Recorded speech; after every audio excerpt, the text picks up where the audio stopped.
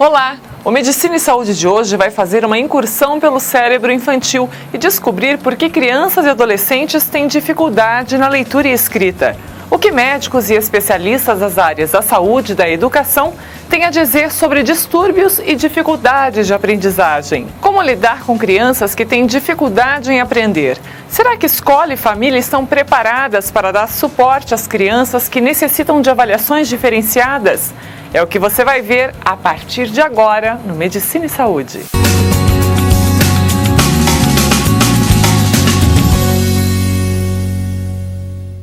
O termo dificuldade de aprendizagem começou a ser usado na década de 60 e até hoje, na maioria das vezes, é confundido por pais e professores como uma simples desatenção em sala de aula ou o espírito bagunceiro das crianças.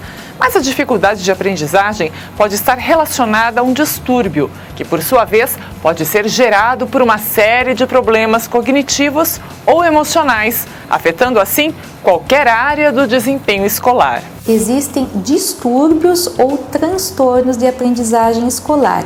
O que isso quer dizer? Que a criança tem dificuldades específicas na aprendizagem, principalmente da leitura, da escrita ou da matemática e que tem causa neurológica, né? O que é uma causa neurológica? Que existe um bloqueio no funcionamento do cérebro dessa criança e que não depende da vontade ou de fatores externos ou do professor ou de fatores emocionais. A neuropediatra, que é mestre em ciências médicas pela USP, explica como o cérebro reage ao período de amadurecimento de meninos e meninas na fase de alfabetização. Para que a criança aprenda, ela tem que ter uma integridade do seu cérebro, quer dizer, ele tem que estar em pleno funcionamento.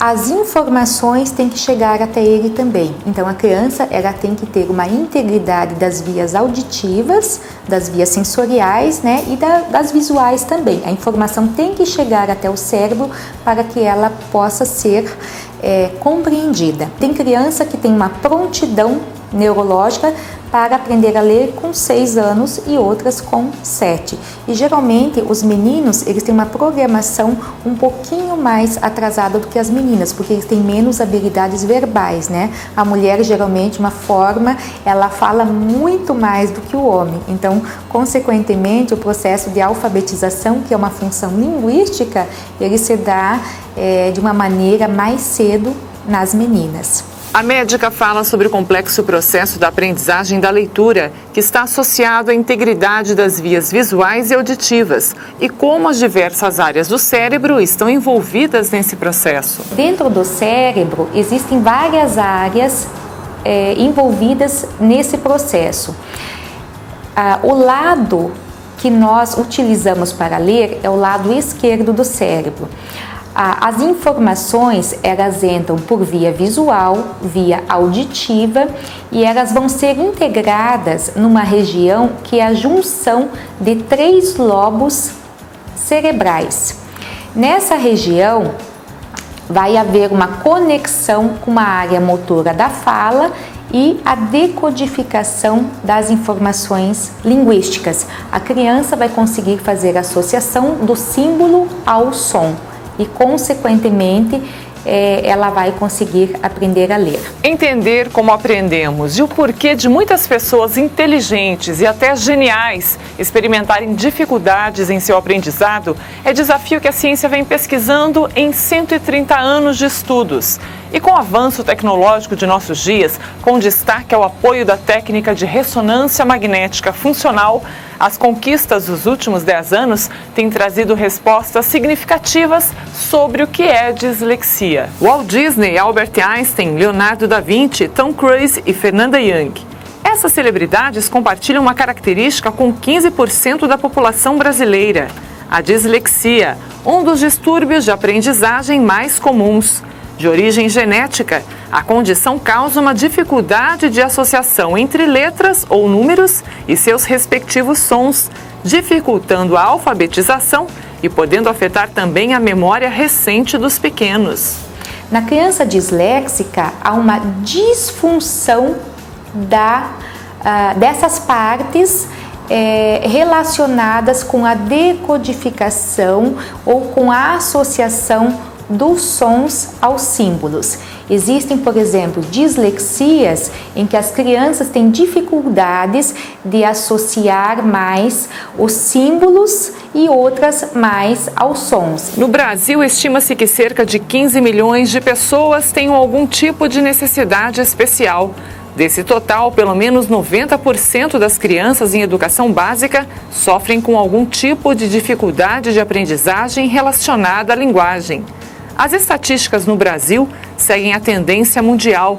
De 10 a 15% da população são disléxicos, na proporção de 3 meninos para 1 menina, o que merece a atenção de professores e gestores de políticas educacionais. Uma criança que tem dislexia, desortografia, descalculia, ela já traz o problema sério, físico, orgânico, problema que está alojado no cérebro, não é uma brincadeira, é uma coisa séria que muita gente acha que é bobeira, preguiça ou desatenção, e não é, né? É uma coisa séria.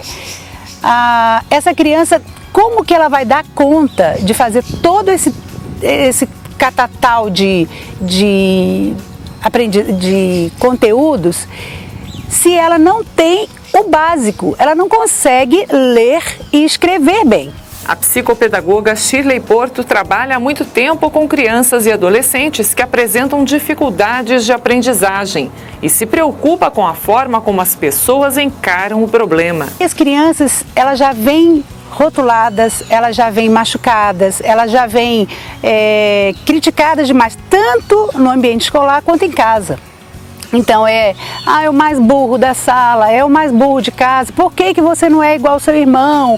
Todas essas comparações fazem com que a criança fique completamente machucada por dentro. As dificuldades de aprendizagem hoje são trabalhadas com mais facilidade nas escolas. Hoje os alunos não são mais o motivo de uma reprovação. Há algum tempo atrás era muito comum dificuldades de aprendizagem, por mais diversas que elas sejam, a reprovação. Hoje nós podemos trabalhar as dificuldades de aprendizagem de uma forma bastante adaptada, com o apoio dos profissionais externos principalmente. A psicopedagoga não poupa críticas à metodologia das escolas quanto ao conteúdo trabalhado e explica como isso pode ser prejudicial para o aluno que apresenta algum tipo de dificuldade de aprendizagem. Uma criança que começa a perceber que ela é capaz de fazer algumas outras coisas e ela é elogiada por isso, ela começa a se soltar. E nesse movimento de se soltar, a gente começa a introduzir os conteúdos que ela precisa aprender, mas de uma maneira lúdica ou de uma maneira mais diluída, para que ela não se sinta assim tão pressionada. Então, o que eu vejo hoje em dia nas escolas? Eu tenho trabalho com crianças de várias escolas aqui de Cascavel, e o que eu vejo?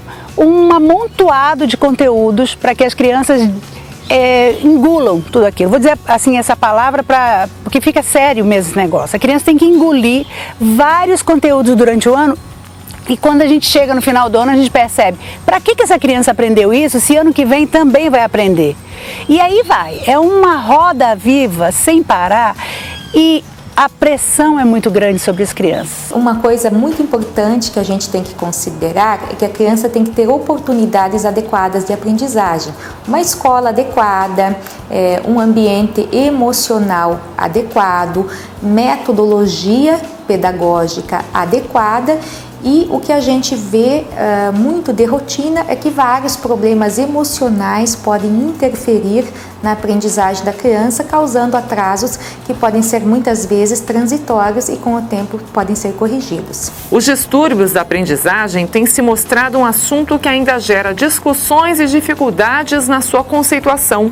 A neuropediatra alerta para a causa de tais transtornos que ocorrem no cérebro da criança. Os distúrbios de aprendizagem são problemas relacionados ao funcionamento do cérebro, isto é, são problemas intrínsecos ao cérebro. Ela nasce com uma disfunção, geralmente por uma programação genética já, essa alteração existe, como no caso das dislexias, e a criança tem um atraso em aprendizagem mais específico em áreas como a leitura, escrita ou na matemática. Dificuldade é um termo global que quer dizer que a criança tem um atraso nas aquisições acadêmicas e pode ter origem em várias causas, mas principalmente não depende do funcionamento ou de um distúrbio do cérebro da criança. Os problemas, eles são ocasionados por fatores externos. Depois do intervalo, você acompanha a crítica de quem forma professores sobre o distanciamento que existe entre a ciência e a educação. A medicina, ela trabalha com o que para ela avançar? Ela trabalha com as dificuldades, com aquilo que ela não sabe. E acho que a educação, ela tem que aprender um pouco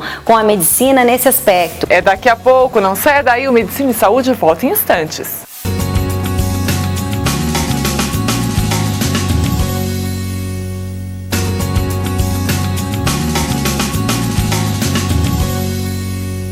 Meu filho não aprende, o que devo fazer?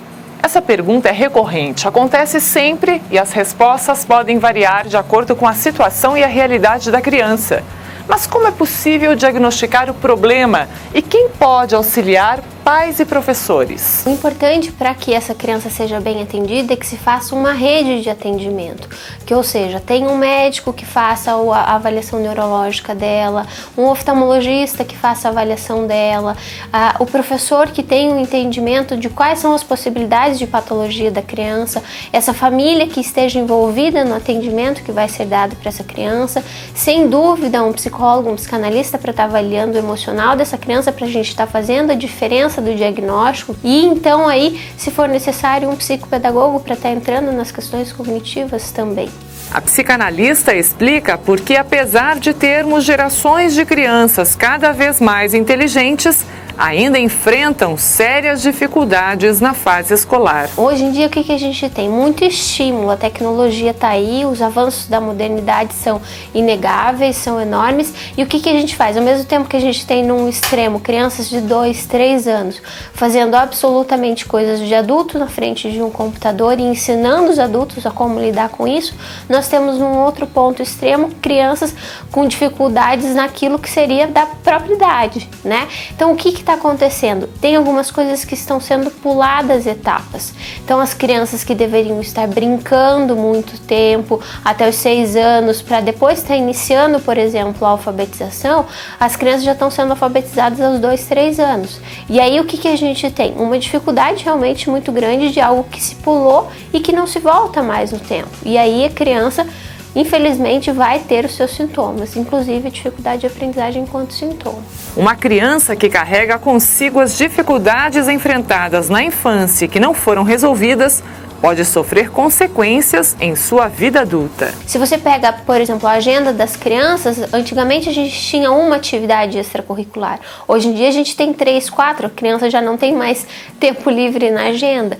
Então, toda essa sobrecarga vão ter consequências o quê? A gente tem crianças que já sofrem de estresse, a obesidade, a questão da depressão infantil, que é muito pouco diagnosticada e é muito grande o número da depressão infantil atualmente. Então, são consequências não só na vida adulta lá na frente, mas que as crianças mesmo já estão sofrendo por uma antecipação das coisas. Não se pode limitar a aprendizagem a uma questão de inteligência ou de competência, pois aprender faz parte do processo de desenvolvimento. Desse modo, não se deve estigmatizar o aluno com dificuldades com quem não sabe nada, ou como aquele que não tem inteligência, pois assim corre-se o risco de ficar à mercê do grande equívoco de que a inteligência está separada da intenção, do desejo e do estímulo. Os pais não são culpados, mas são responsáveis junto ao filho neste processo. Essas dificuldades de aprendizagem, geralmente elas estão articuladas a vários fatores, não é? Pode ser fatores de distúrbios mesmo, não é? Caracterizado por algumas crianças que as têm, mas também quando muitas vezes não são distúrbios propriamente ditos, não é? São outras questões, como por exemplo, baixo autoestima, a criança não aprende porque ela também não é estimulada a aprender.